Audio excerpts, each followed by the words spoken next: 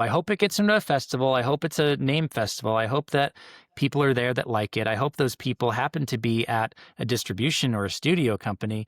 And I hope that they make me an offer. And I hope that that offer is more than what I spent on the movie. And I hope that there are two or more, so there's a bidding war. Like, hope is a terrible strategy. And yet, that's the standard procedure in indie film. Investing in indie film historically is a really bad investment. The moment they sit down, they're thinking, this is a bad investment. Why am I even here? So I'm promising them a system. I'm promising them a model that generates profitable indie films. I've got this film fund. I'm looking for $500,000 to $2.5 million checks. I know how to make more than $1 million in theaters. So worst case scenario is break even for you.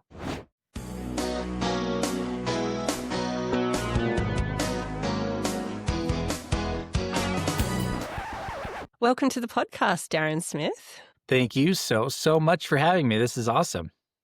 So you're an independent producer based in Utah with 4 features and multiple seasons of TV under your belt, as well as the Truly Independent podcast. And you have several books about indie producing, most recently Blockbuster. You're pretty prolific. What I'm excited to talk to you about today is the way that you've set up your company, Craftsman Films, as an independent studio, and the new $10 million film fund that you're raising with the goal of producing 10 profitable blockbuster indies. I just think it's so exciting to be taking your own path in the industry. So let's go back in time to where it all started. How did you originally get into producing? It was a long and windy road.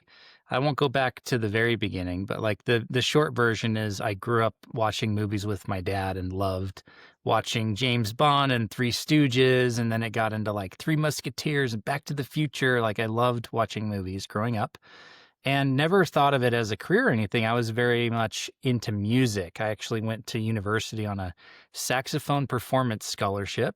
Quickly realized that that path led one of two destinations. Either you teach saxophone or you perform saxophone, and neither really was tugging at me as a career choice. And so I got into post-production sound and live music recording and got into the more technical side of sound reinforcement and recording. On one of the movies that I did post-production sound on, the writer-director turned to me after working together on his movie and said, you know, I want a producer and I think you'd be a really great producer. It's like, that's very kind of you. What's a producer do? But when he said, you know, I think you'd make a good producer, I just kind of went all in on it. And so read all the books, and this might have been pre-podcast and YouTube. So I probably wasn't listening to podcasts or watching YouTube videos, but was going to seminars and emailing people out of the blue like Cassie and Elwes and other producers and just going, hey, what's a producer do? And over, you know, about a 7 or 8 year period, we had a video production company and I became the de facto producer. It was really just, you know, saying yes to things along the way and chasing what felt like it was tugging at me, like the next step. And some of your projects before Craftsman Films, what were they and what lessons did you take from them that you're now bringing into your own company? Yeah, like most filmmakers, you know, I had a video production company for 8 or 9 years and we did everything, you know, hundreds, maybe thousands of videos. But I left that business in 2017 and the first client that I got was a TV show. And so it was a show called Relative Race on BYU TV. It's kind of like The Amazing Race meets Genealogy. So part of my job as a producer, I was also kind of the director when we were on set filming, but in pre-production, we weren't just scheduling and doing logistics. We were actually finding people's family members that they'd never met before. So like people who were adopted or abandoned as a child, they would come to us, we'd do a DNA test, and then we would do the research to find, do they have a sibling out there, an uncle, an aunt, a mom, a dad, a grandma, a grandpa? And like I was finding people's really close family members. So it was an amazing experience. But I left that show in 2020, right after, like in the middle of COVID. I had an opportunity to go and produce a feature film. And the first one I did was with Amy Redford. It was called What Comes Around. We produced it in 2021.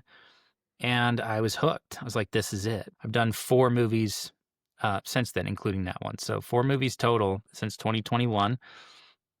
And I mean, we might be skipping ahead a little bit, but as I was on these movies as a line producer, UPM producer, whatever capacity, I saw how broken the model was for indie film and why it is such a hard investment for a lot of investors, because they look at it and they go, they can see the model. They can see that it's a broken model, and it's kind of like charity. They're saying, well, you're not going to make any money on this, so if I want to be involved, I need to basically give you money and expect to never see it again.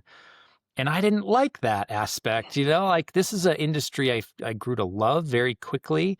And my whole MO is I can see the architecture, the system, the underlying system before it's ever like drawn out for me on paper or anything. I could just see how everything worked and the ways that it wasn't working. I could see the constraints, I could see the obstacles. So over each of those 4 movies, I really was just paying attention and taking notes and going, well, what if we did it this way? And why aren't we doing it that way? And sometimes I would ask people and then they would say, shut up, kid. It's because the way we do it. It's like, okay, well, that's not a good answer for me. I don't like because that's the way it's always been done, especially if it's a broken model. And so it really was just coming up with, if I were to solve all the problems I was seeing in indie film, what would that look like? And the answer to that is Craftsman Films and Producer Fund One. I think it's so true. We get caught up in what's gone before. People are jumping from one project to the next. There's not often the time to sit down and look at the bigger picture and the structure. So what were the key problems that you saw and how are you solving them? Oh, how much time do we have? Okay. So on every one of these movies, I was brought in as a producer for production, right? So they had already raised the money, created the financial structure. They had already done or skipped over development. And so I'm the first hire. They're saying, I have the money, I've got the project. Maybe there's a writer, maybe there's an actor attached or one key attachment, but I'm the first hire. And they're saying, we want to give you the $1 million that we've raised, and we want you to turn around and give us a movie in 3 months. And I go, great, I can do that. Like, I know how to deliver that. So problem number 1 is everything that came before production. I should, with a caveat, say like all 4 movies that I've worked on have had either a theatrical release, or the second one had an international release on Amazon Prime Latin America. The first one went to Toronto Film Fest and was bought by IFC Films. The last 2 films, The Carpenter and Faith of Angels, were in theaters last year. They actually overlapped by a week. So in 2024, November 2024, I had 2 movies in theaters as an indie producer, and that was like a high point of my career so far. So all these movies have made some money. 3 out of the 4 are profitable. The first problem was in the pre-production, pre-bringing me on phases. So financing and development. Financing is one, in that 3 of the 4 films were financed 100% with equity, and 2 of them were by a single individual investor, meaning 100% of the money they gave us was the 100% of the budget of the film. And that's a risky structure. They've got all their eggs in one basket. It's not a good way to finance indie films. It's risky. And so I start there. That's problem number 1. How do we create a better structure that's better for investors, better for profitability, better for everybody involved? The second is development. And what typically happens in indie film is they manage to scrape together the money for the movie. So call it $1 million. And it hits their bank on a Friday. Monday, they're in pre-production. And they're hiring key creatives, and they're location scouting, and they're casting, and they're doing everything. Like, they're go, go, go, go, go. And my question was always like, but are we going to look at the script? Are we going to do any storyboarding or animatics? Are we going to do read-throughs? Are we going to make sure this story works before we commit $1 million to go turn it into a movie?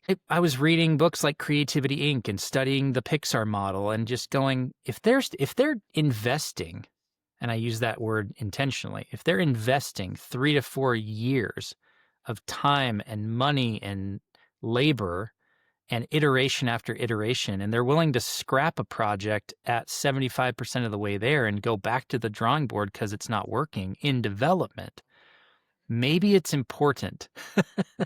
Maybe we should consider doing the same. I don't want to jump to solutions yet, but that was the second problem, was not enough time developing the stories, outside of just themselves. So you'll have a writer director who's done 3 or 5 or 10 drafts, but they haven't had a producer look through it and do a development pass or months of development. They haven't had people outside of themselves giving feedback and having this kind of brain trust. And so that's problem number 2. Production is an important one, and that's where I had most of my experience. As a line producer, UPM producer, like I would be hired to come in and produce the movie, and then after it was delivered and in post, I'd go away. So a couple of things that I found issue with. One was pay. Like we need to make sure that we have enough money to pay people properly. And I've managed to do that on all the films that I've been a line producer or producer on. I hated the idea of a line producer who knows what's in town, who knows what jobs are available, and if it's light, if it's slow, going to people and saying, "Hey, I know your rate's 500 a day, but it's going to be 325 on this one because I know you need it." That's icky to me. That's kind of gross. And so I took it on myself and said it's my responsibility to get enough money to pay people fairly and to have enough days to film this project properly. I'd heard about films that were filmed 12, 13, 15 days. I'm going, how on earth are you doing that? Like maybe you could do it if you have a crew of 10 or 12 and it's a 1 or 2 person cast. Like I haven't made those movies, but I mean, 20 days was like, we need that as a minimum just to have enough time to do the movie justice and to give the actors a chance, like on a movie that has 15 or 16 days to film, you get 2 takes and then you're switching sides, you're changing over, you're moving over, you're moving on. And I'm like, all this time and effort, and we're rushing the most important part, which is the capture and creation of the final product. Like we need more time. And so along with that, I also realized that we're working people to the bone and people are going home tired and they're going home too late and they're not telling you, and then they're turning around too early and they're not getting a full turnaround, especially your transportation crew, for example, or your locations team. And I'm going, this isn't safe. We have to figure this out. And when I was filming The Carpenter in Cape Town, South Africa, they had a 10-hour day that they worked. And I fell in love with it. I was like, this is amazing. We would wrap at like 3:30, 4 o'clock, and I'd go see a movie in the evening. I was like, I have energy. I have capacity. I'm going to go to dinner. I'm going to go, have a long FaceTime call with my wife and kids at home. I'm going to watch a movie. I'm going to go shopping. I bought a mountain bike out there and I was mountain biking on the weekends because I had time. It's like, okay, quality of life goes way up if you do a 10-hour day versus a 12 or 14 or 16-hour day, right? Which tends to happen sometimes on indie projects when you only have 12 days to film.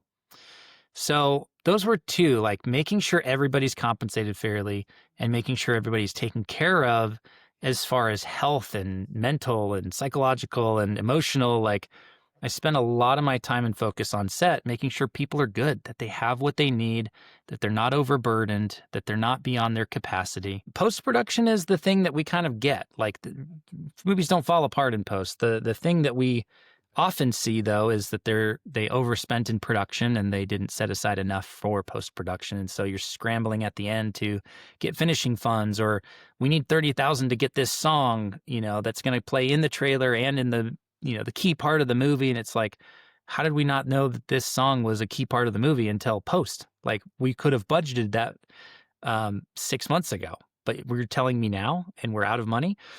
So making sure the post budget is protected, making sure there's enough budget for post. There's kind of a minimum amount that you need for post. It's not just as simple as 10% or 25% of the budget. It's like, no, it at least has to be like 150, 200K on these indie budgets. 250 to 300 is really ideal, but most people aren't setting that much aside for their post. So quickly then, the last problems that I'm solving are marketing and distribution. We greenlight movies without any plan for distribution. That's standard protocol or standard practice in indie film world. Other than get it into Sundance. Yeah, the hope strategy of I hope it gets into a festival. I hope it's a name festival. I hope that people are there that like it. I hope those people happen to be at a distribution or a studio company. And I hope that they make me an offer. And I hope that that offer is more than what I spent on the movie. And I hope that there are two or more. So there's a bidding war. Like, hope is a terrible strategy. And yet, that's the standard procedure in indie film. I was not okay with that. I'm like, I cannot, as a fiduciary responsibility, I cannot take millions of dollars from people without a plan for how to go to market, to how to reach an audience, to how to get more money than we spent on it. Ideally, in like terms of multiples, 5x, 10x, what we spent to make the movie is what we can expect to see as a return. And so, spent a lot of time figuring out how do we solve this, and marketing, really thinking about why do we wait until a month before the movie comes out to start telling people that the movie exists? Why do we have like a no pictures, no phone policy on set? Like, wouldn't we benefit from every single one of those people on set, 30, 50, 150 people, taking a photo and posting it on Instagram and telling people about it and creating some intrigue and some tension around what is this thing? How can I learn more about this thing? Having a website, having an email list, having ways to market to people for free. You could do that if you start early enough, but we always wait until, the last minute, and the last minute costs a lot of money, and it's a very ineffective place to spend money. So those are kind of like maybe the top five. I've got those 5 areas. You've got financing, development, production, marketing, distribution. They're problems that I think are so universal in independent filmmaking, and we see them in every country. And it has been, as you said, the way that things have always been done. So I love the fact that you have methodically gone through and looked at what's wrong and tried to come up with solutions. Before we get to the solutions, I'm really curious, how did you approach that? It seems like a massive task to just go, I'm going to solve independent filmmaking. Yeah, I don't think it started with, I'm going to solve independent filmmaking, but it became apparent that in order to solve these 5+ problems, I'd have to do it differently. And yes, now the goal is, yes, have an impact on the industry, have the industry paying attention and going, oh, that's a better model. Like, great. The model's free. It's not behind a paywall. I talk about it freely on podcasts like this all the time because I want more filmmakers to know you don't have to do it the old way. And I'm not sure where the old way came from or who's, the one pushing it forward as the right way to do it. But I think it's long past its expiration date. So, getting into how, it started with an idea of like, okay, well, what would it look like? It started with a better question. Instead of asking the question, why do we keep doing it this way? Your brain's going to give you the answers. And it may be because of nepotism. It may be because the studios want it that way, because then they have a monopoly on good stories or whatever you're going to come up with. Those aren't helpful answers. So instead of why is this broken or why do we keep doing it this way? And I asked a what question. What would it look like if this were profitable, if this were easy, if this were structured differently? Like, how would I do it? Why questions aren't usually very helpful. Why have I not raised the money yet? Why can't I find a producer? Why isn't my screenplay getting, picked up or noticed by the industry? Why questions may kind of give you negative answers in my experience. The other questions, what and how and when, like those tend to get your brain, moving in the right direction to where you start coming up with new ideas and breakthroughs. So when I was out in Cape Town, this is 2022, I had the initial idea of like, what if I took the VC structure from the tech world, the startup world, the way that they finance these types of endeavors? What if I could create a fund with a very similar structure, but for indie film? I don't know that I'd heard of anyone doing that before. I'm not claiming to be the only one, but I hadn't maybe done enough research to know if there's other people using this structure. We've heard of slate financing, but that's a little different where you're saying, I have 5 films, will you fund all of them up front? This is different in that I don't know what the films are yet. It's similar to like a fund that's going to invest in startups where they're saying we're going to go raise 10 or 20 or $100 million, and we're going to make 10, 20, 100 investments around $1 million each in companies that fit this thesis of these are the types of companies we invest in. It's like, okay, well, if I have a thesis for the types of movies I'm going to make, then I can find aligned investors. We call them limited partners or LPs in this structure world.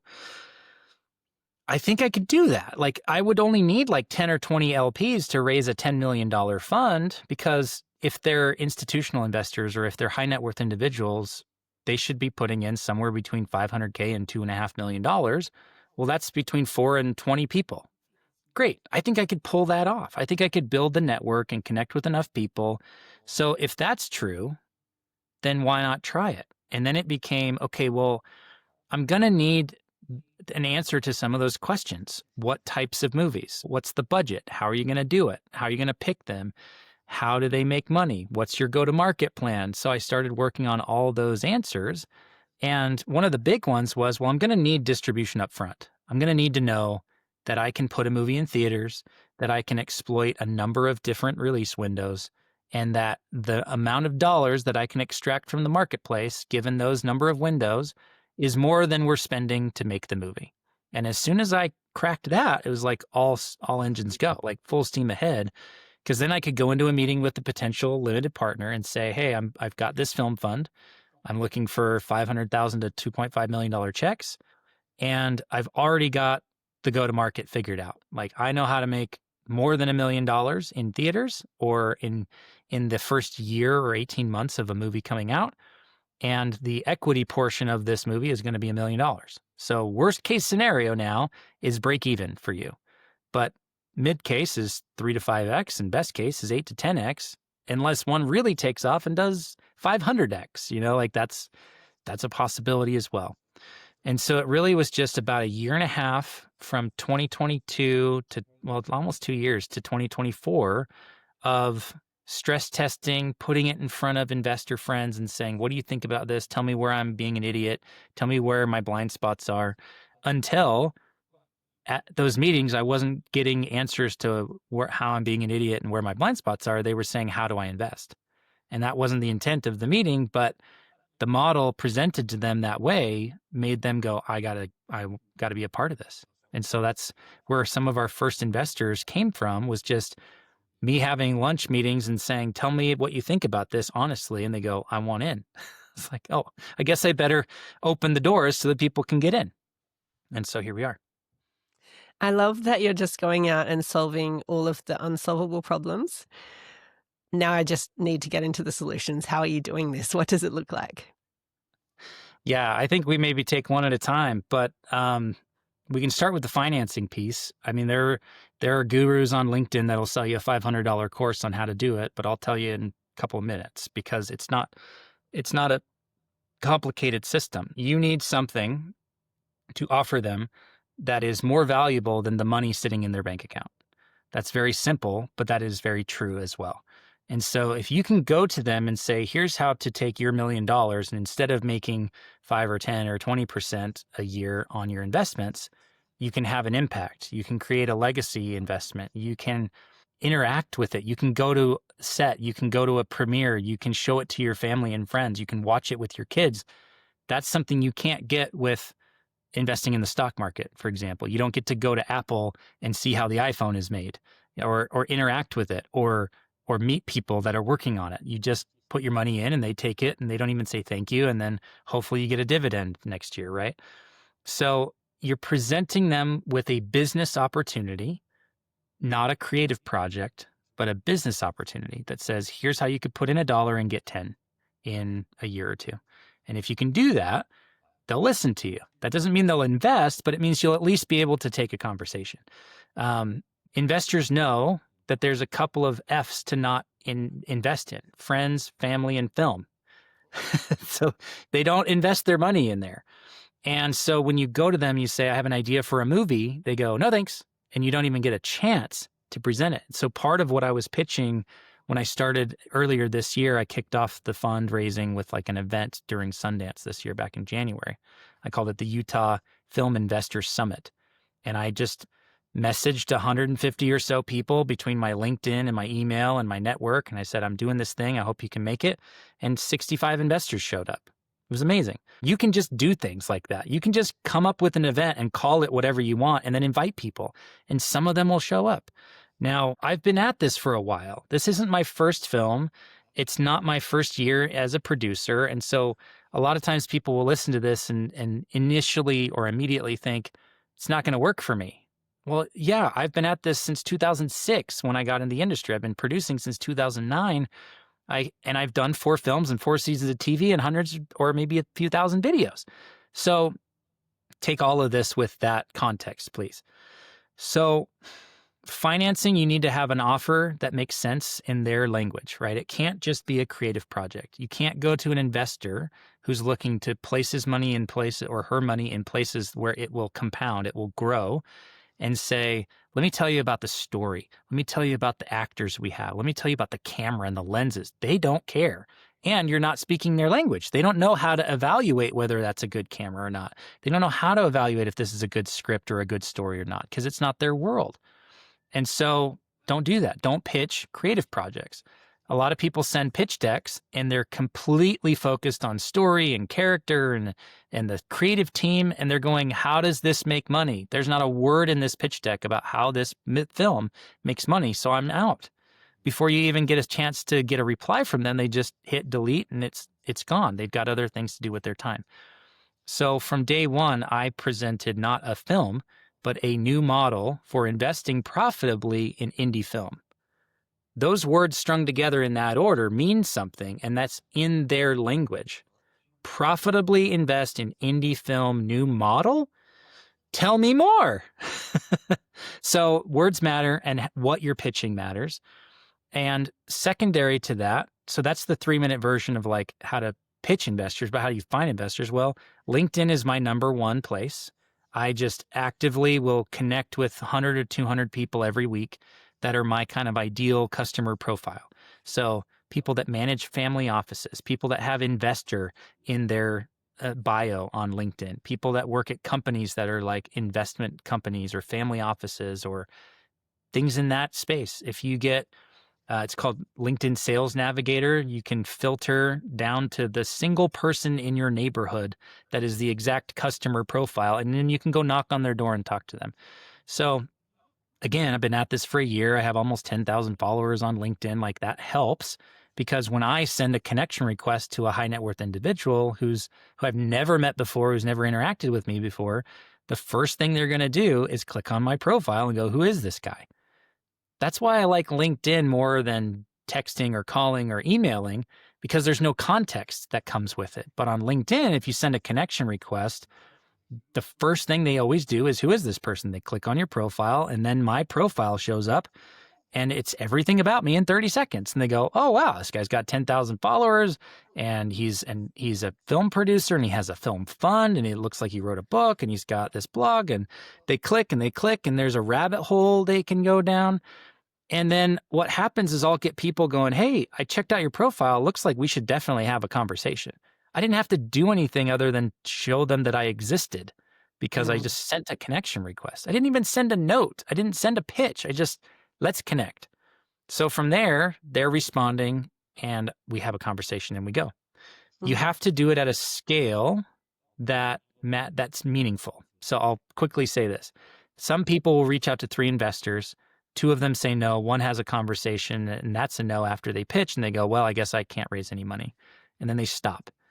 I'm talking about a scale of connecting with or reaching out to 100 to 200 people a week, having 20 to 50 text-based conversations over DM or email a week, and having 5 to 10 Zoom call or in-person lunch meetings a week. That's the scale that it takes to raise millions of dollars. I want to double click on a couple of things.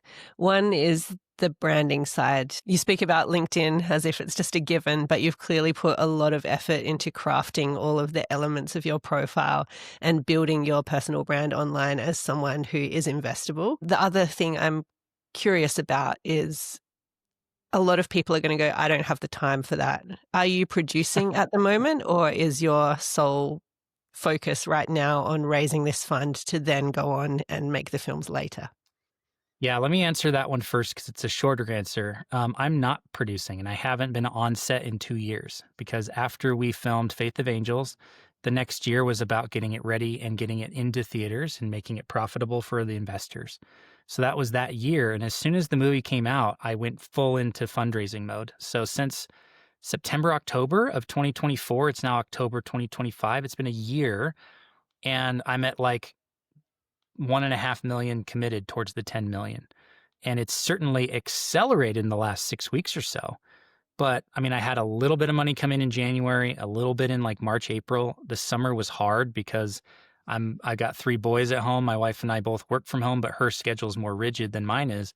So I became the de facto hanger outer and meal cooker and a taxi driver for the kids.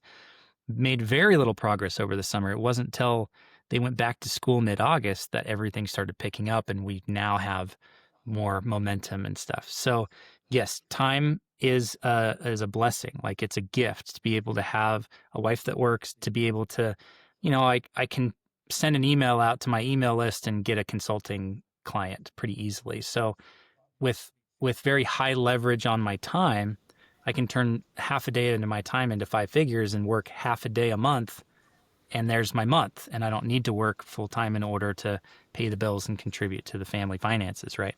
That's the time question. So as far as the profile, we definitely owe a shout out to our friends over at Dent and the KPI Accelerator. So Daniel Priestley and the other members over there, they've built kind of the framework for how to become what they call a key person of influence. And I went through that accelerator a few years ago and was like, okay, I'm watching Daniel Priestley in real time go from 2,000, LinkedIn followers to 150.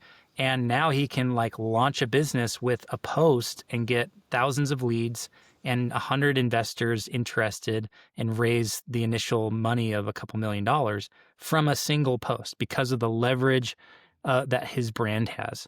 I said, well, I want that too. So here we are. It's been about a year that I've been taking LinkedIn seriously. I also did a course from Justin Welsh, who's a friend. He has a LinkedIn course that's great. It's like $150.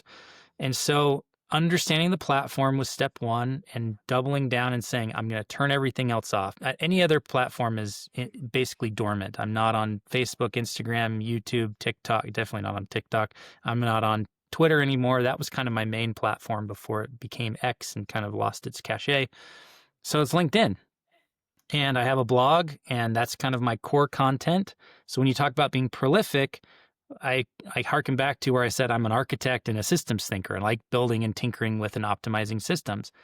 So for me, it just became a fun problem to solve. It's like, okay, if I were to generate one core piece of content a week, I do two because I have a weekly podcast that I do with my buddy Garrett Batty that comes out every Monday. And that's like a long form 30-40 minute podcast a week.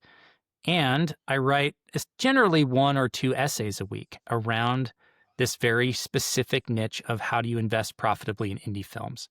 Like if you go to my website, craftsmanfilms.co, it says on like the heading, the main title on the center of the page, learn how to profitably invest in indie film. Put in your email. Like that is the capture form. Like this is what this site is for, because I didn't find any other site on the internet that was telling people how to do it. It's like, man, if I can educate and earn the trust of and then engage and enroll investors, that helps everybody. Initially, it helps me to raise the money, but what happens when I have all the money I need? Well, there's going to be investors who want to invest profitably in indie films. So who are the people that are paying attention and copying my model and applying it in their way with their own thesis, their own types of films? Okay, well, let's call attention to that and shine a light on it. And then more and more and more people can get into this industry profitably, which rising tide lifts all boats, right? So I owe a lot to the KPI, the Key Person of Influence Accelerator. There's a book you can check out called Key Person of Influence by Daniel Priestley. Go get that book, read it. Also get his book Oversubscribed. Those two are a 1-2 punch that will get you a lot of the knowledge, the understanding, the framework of how to do that so that you can then start applying it with the understanding that it'll take 1 to 3 years for it to start working. If that's the only thing you're doing and you expect your content or your online social profile to be the thing that attracts capital or attracts partnerships or attracts sponsors or whatever it might be, plan on 1 to 3 years. I also did a podcast a few years ago called The 10K Creator with my buddy Joe Polizzi, and he's done the research on this. He's surveyed thousands of independent creators, like content creators online, and it takes 18 months on average to get to where it's paying you enough to like pay for your life, and 36 months, so 3 years, until it is at the point where it's like sustainable as a business. So, buckle up. But the solution to that is do two things. Do the content, have your online profile, be prolific, but also do manual outreach and talk to the investors you want to talk to. So have a system that takes your long form content, chops it up into short form, schedule it out every week. It takes me about an hour a week to generate 5 days, 6 days worth of content. So it's a system is the answer there. This episode of We Interrupt This Broadcast is sponsored by AFTRS, the Australian Film, Television and Radio School. For more than 50 years, AFTRS has been working with our industry, always delivering incredible education and training to our Australian storytellers. So if you're looking for a full-time course or a short course, if you want to be on campus or online, anywhere in Australia, AFTRS has a course that's going to suit you. So let's get into the model for independent film. What is it that you're promising these investors when you go and pitch to them? So I'm promising them a system. I'm promising them a model that generates profitable indie films. And so I usually will lead the conversation with, investing in indie film historically is a really bad investment, because I want them to know that I understand what they're thinking as they're sitting down with me. Like the moment they sit down, they're thinking, this is a bad investment. Why am I even here? So I want to align myself and say it's historically been a very bad investment. The model's broken, and so I had to basically make a new one in order to have this conversation with you today. Otherwise, I wouldn't be wasting your time. So now they're going, oh, you have a new model. Tell me more. Right now they're leaning in instead of going, what are the 5 ways I can say no to this to get this meeting over with, right? So here's what the model looks like. It's like I mentioned before, it's a VC structure just ported over to indie film. So what does that look like? Well, you have a general partner, you have a fund manager. That's what my role is. So I'm the person raising the fund who came up with the thesis, who is the face and the name of the brand. Then you go out to investors and they become limited partners or LPs in the fund. So I might put a little bit of money in, but they're the ones who are going to bring the lion's share of the money into the fund. They do what's called they commit their capital. So maybe over these 10 investments, these 10 films, they're going to contribute $1 million. Well, that commitment doesn't move the money, right? They just basically have said, I will commit $1 million towards your $10 million fund. Great. As soon as I have 10 million committed, then I'm golden. I don't need to raise more money because I have 10 million committed. But at that point, I have $0 in my bank account that I can spend on making movies. So the function for that is it's called a capital call. And so this is a very standard thing in this model where a general partner will do a capital call to the limited partners and say, we're making the first investment. You need to send 10% of your capital, your committed capital. At that point, they have like a week or 10-day window to literally wire the money for that first capital call to your bank account. So in a few weeks, I will do a capital call for the first $1 million, and the investors that are in the fund will wire the total sum of $1 million between however many of them there are. So if one person committed 100,000, they will send 10% of someone who committed $1 million. And the fund software that I use manages all of that. It tells them how much they need to send, et cetera, and the wire instructions and all those things.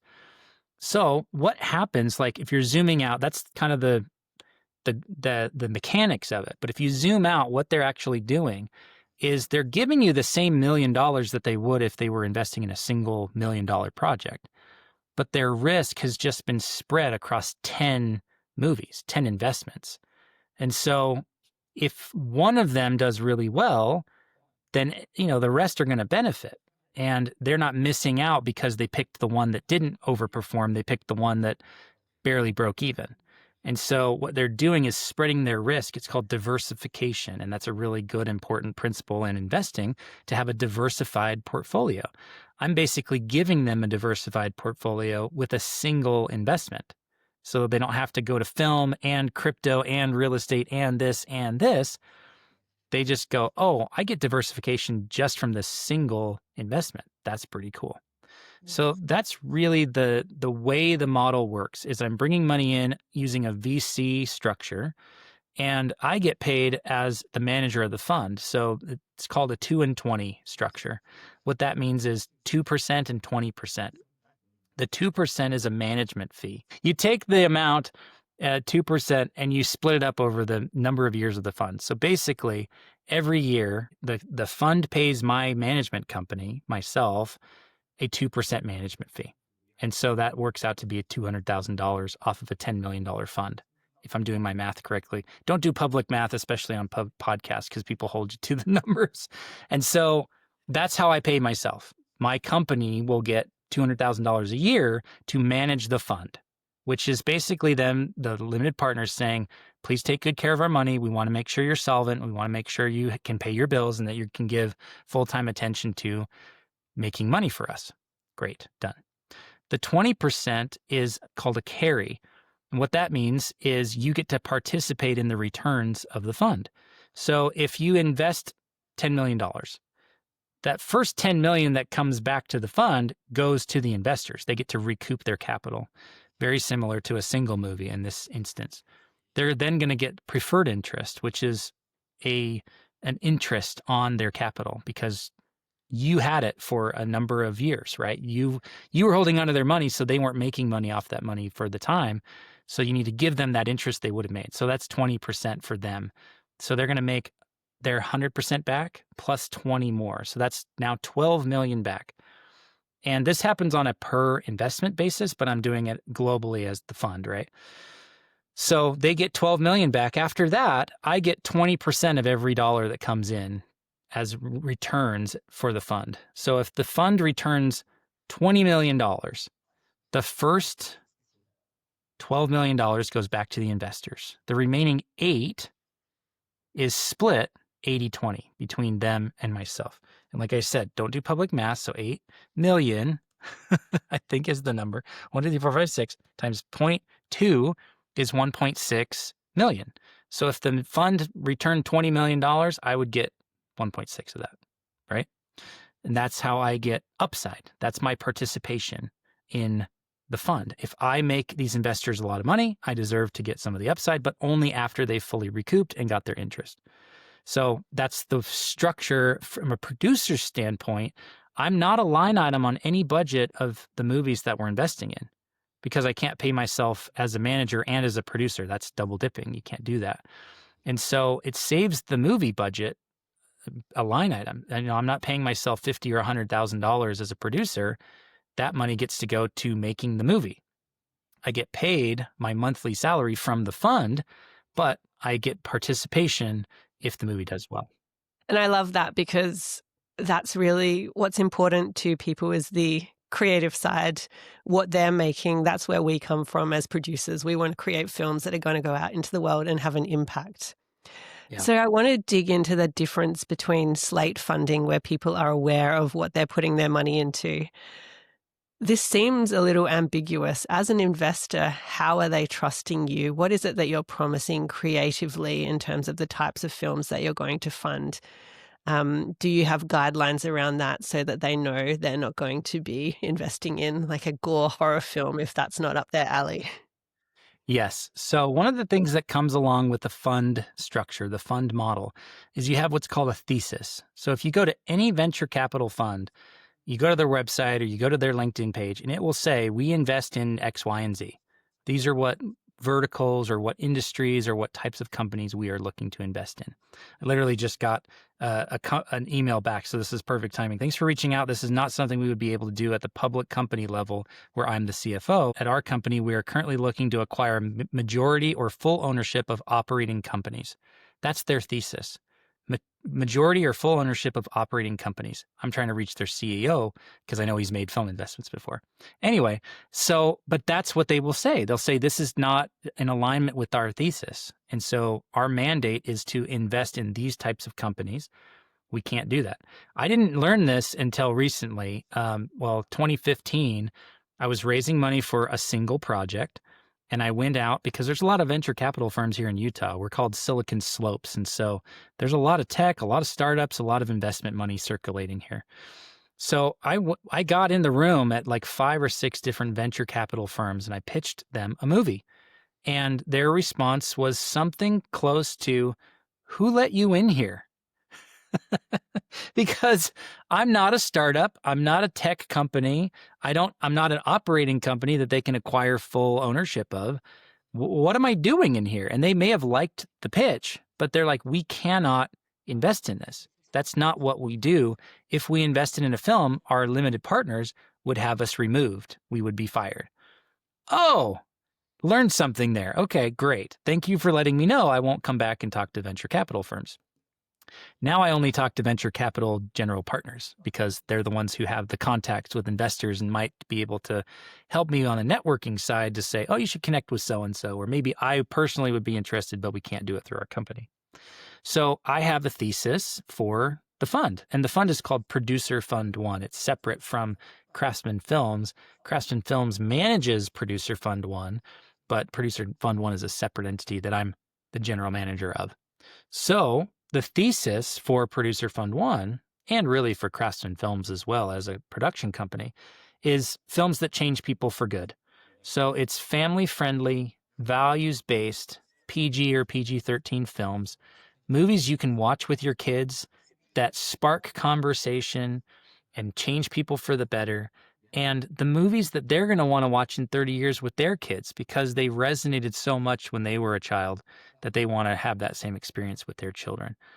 And when you share a thesis like that, what should happen in the minds of the person hearing it for the first time, they start thinking about, oh, I know exactly what you're talking about. Goonies, Sandlot, Princess Bride, Back to the Future, Star Wars. These are the movies they grew up on. And so all of a sudden, there's clarity around the types of movies I'm going to produce. There's also, wrapped in that thesis is the budget, right? I'm not making $100 million investments. It's only a $10 million fund, and I'm making 10 investments. So $1 million of equity for each film. Okay, well, if equity represents 40 or 50% of the budget, the total budget, including marketing, is somewhere in the $2 to $2.5 million range. So they go, great. I got genre, I got rating, I got, content, and I got budget from 20 seconds of hearing what the thesis is. And that's a really helpful thing to have as a producer to say, I'm not just pitching you a single project. When I talk with investors, I don't actually talk about projects at all because, again, I'm not pitching a creative project. I'm not trying to convince them that this is a good movie to invest in. That's my job to make that determination, not theirs. That's what they're hiring and paying me for. So basically, I'm saying, here's the model, here's the thesis. You're going to be really happy with the investments you make. You're going to be able to bring your family and friends to the premiere. You're going to visit set. You're going to be able to meet the actors. And these are uplifting, life-changing films that resonate with audiences for lifetimes. They go, I got it. Great. What I hear from every investor, we need more movies like that. Well, good. I'm going to be a supplier. I'm going to make those films with your capital. And you're then turning around and making up the rest of the finance plan by pitching a similar thesis to distributors or theatres, exhibitors, saying this is the type of film we're going to make. I have a track record of returning profitable films. Will you put yourself on the line too? Exactly. And not just distributors, but any partner that we're aligning with, whether it's a production company, whether it's a sponsor, a brand sponsor, whether it's a donor or a tax incentive or whatever it might be, we can have the same thesis conversation to say, this is what we're making, and we're looking for people who want to enroll in that process and join us on that journey. And it becomes a lot easier when you have that, because otherwise, if you don't have a thesis, then you make anything for anyone, anytime, anywhere, at any budget. And when you do that, it's the same thing like trying to grow an audience on social media. You're like, I'm all things for everybody everywhere. No, you're not. You have 500 followers. You're not that. But as soon as I focused in and said, I am the guy who teaches investors how to profitably invest in indie film, like I went from 1,500 to almost 10,000 followers in a year because people knew what I was talking about and what they were going to get if they followed, if they subscribed, if they joined me on the journey. And so the consistency between the brand promise and the thesis of the fund and the films themselves, once they're made, it's a single through line. Here's what happens, though, that's great, is I went to a preview, like a reading of a script a few weeks ago. And at the end, there were some other filmmakers there that I knew. And at the end, one of them came up to me and he said, "You're going to produce this, aren't you?" I was like, "What do you mean?" He's like, "This is exactly the kind of film you've talked about making." It's like, "You're right." And I'm now talking with that filmmaker about producing their movie. And so when your brand and your profile and the thesis all aligns, that's what happens. People come up and they go, "Oh, I just saw this, and you know who'd be perfect to produce that? Daren. He'd be perfect for this type of movie." Or, "You know who you should talk to? Daren, because he's the guy that's doing family-friendly, values-based films at an indie budget."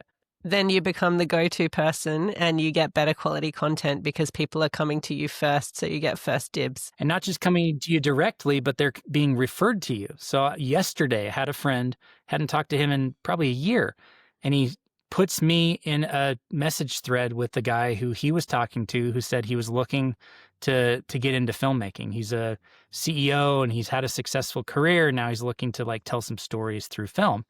And so he goes, "Well, you got to talk to Daren." That's the benefit that comes when you have that consistency with your branding and your thesis. Otherwise, you're kind of I've heard them called dump trucks before, where you just come over here and you scoop up a movie and you come over here and you dump it. And then you come over here and you pick up a different movie and you go over there and you dump that one over there. And that's not a brand that anyone has any trust or affinity with. They just exist in the marketplace. And there's a reason why there's a limit to their growth and capability in this industry, right? The ones that have really risen and taken off in the last 10, 15 years, Blumhouse, they have a very clear thesis about the movies they make. Angel Studios, A24, Neon, Pixar, you know what you get if you go to a movie with only the name of who made it. It's the same with the director. You know what a Christopher Nolan movie is. You know what a Greta Gerwig movie is.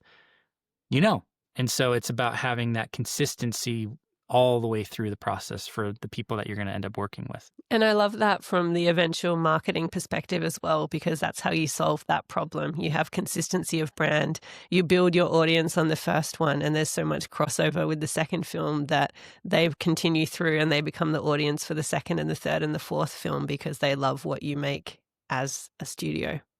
Yeah. It's one of the coolest things about this model is you get to serve the same audience over 10 films.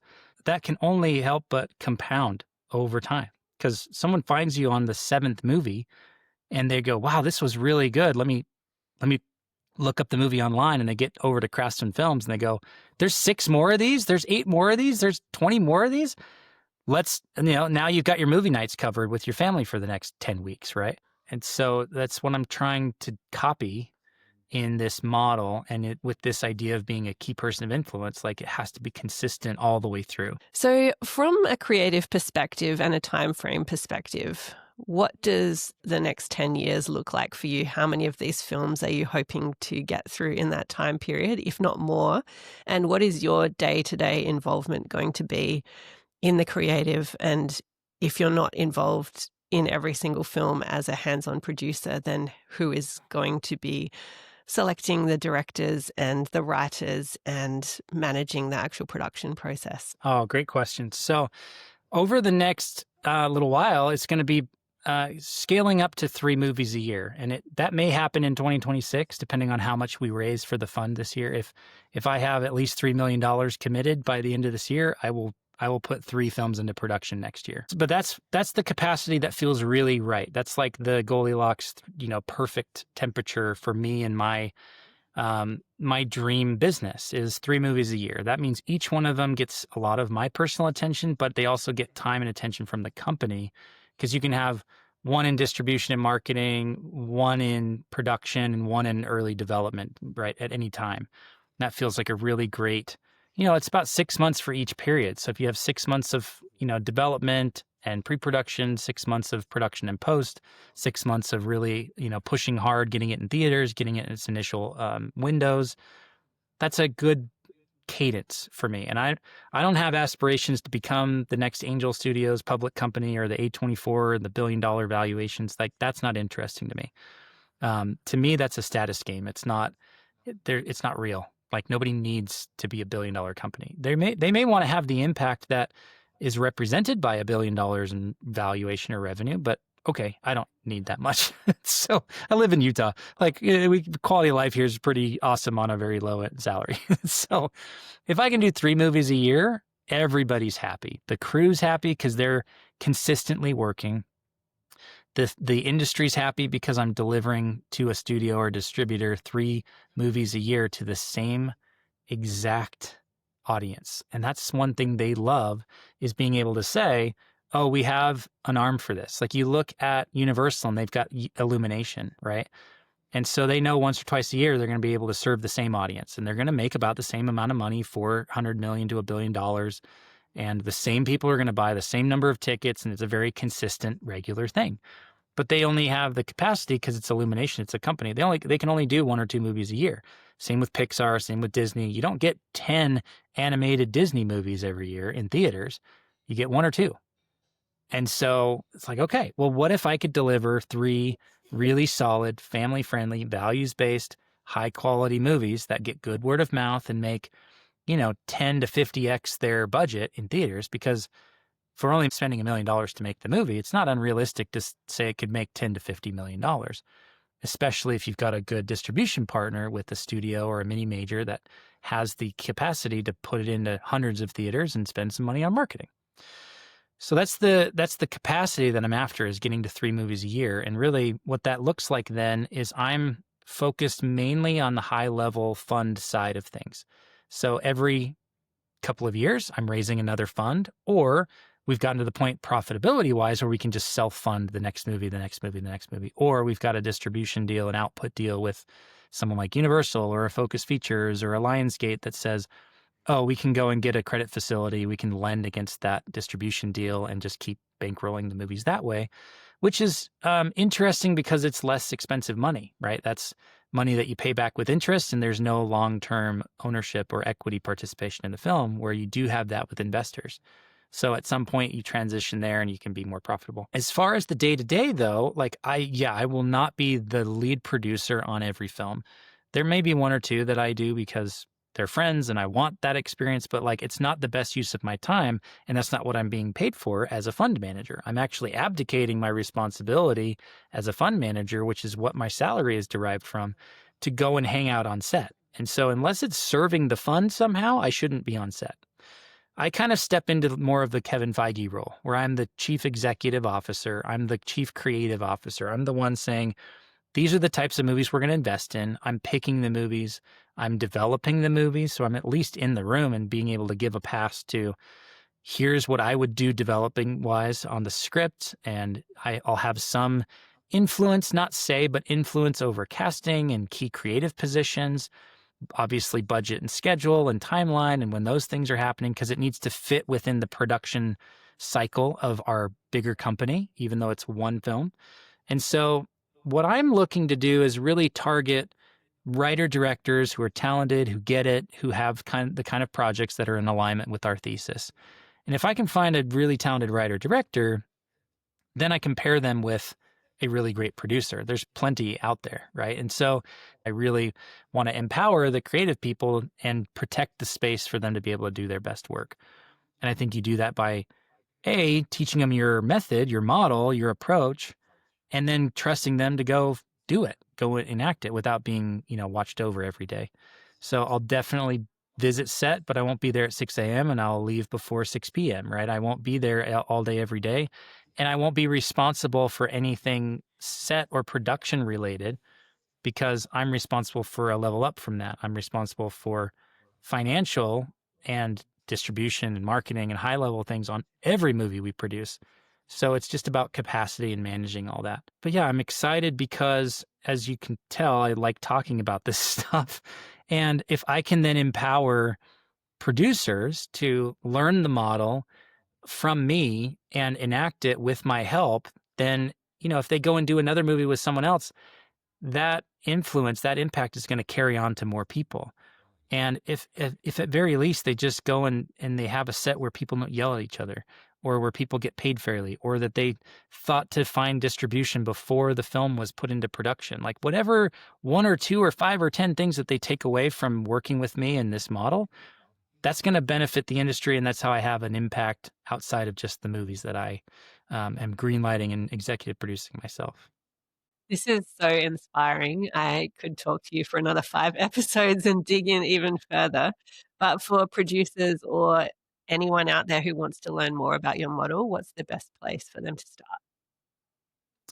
Yeah, I'm writing about it all the time over at craftsmanfilms.co. The best place to go, though, and I'll give you a free digital copy of my latest book, Blockbuster, How Independent Creators Can Build Massively Profitable Businesses. It's a little broader than, like, I'm not focusing this book on how I built the model for Producer Fund One, but all of the DNA of those decisions came from this framework in this book.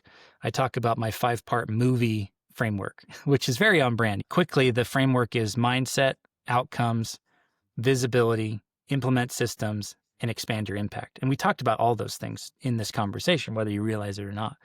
And so if you want to kind of learn directly from me how that came together and how that works as a system, this is the book to get. But if you go to craftsmanfilms.co/blockbuster, you'll get a free online copy that you can read. And from there, you can purchase a physical copy if you want, or anything like that. And then you'll be on my email list. You'll get future essays and thoughts and things from me. You'll know about events that I'm putting on. Like, I'm very active with my email list. So that's the place to go to learn more. Super generous. Thank you so much. And we always end the podcast by asking our guests for a pitch on what they would do. What is their big idea to change the industry for the better? So what would yours be? It's Producer Fund One. That's the answer. No, I think, let's see. One big idea that we haven't talked about is the idea of leverage. And I don't want to say too much about it, but realizing that you can create leverage. You can manufacture demand. You can create opportunities that get you in the rooms with the financiers that are going to fund those opportunities. Like, you have a lot more potential and leverage than you probably realize. And there's a quote from our friend Dan Priestley that I'll leave people with because it's a good kind of emotional note to end on. He often says that someone woke up today with an abundance of the resource that you feel like you lack right now. So if you lack money or connections or distribution or whatever it is, somebody out there woke up with an abundance of that thing. And you can create leverage by partnering with people. There's an African proverb, I believe, that says, if you want to go fast, go alone. If you want to go far, go together. So creating leverage is a way to do that. I love that so much. Stop asking why questions, start asking what questions, and take back agency over your own career. Thank you so much for your time, Daren. Thanks so much for having me. This was awesome. Hello, Kirsty here. As a follow-up to that incredible conversation with Daren, he has very generously offered to come back and do a second episode of the podcast with us, this time answering all of your questions about his approach to indie film and raising investment. So if there was anything you'd like more detail on from the episode, please send your questions to weinterruptpod@gmail.com or leave them on our LinkedIn or Instagram, and we'll compile them all and bring Daren back to answer all of your burning questions.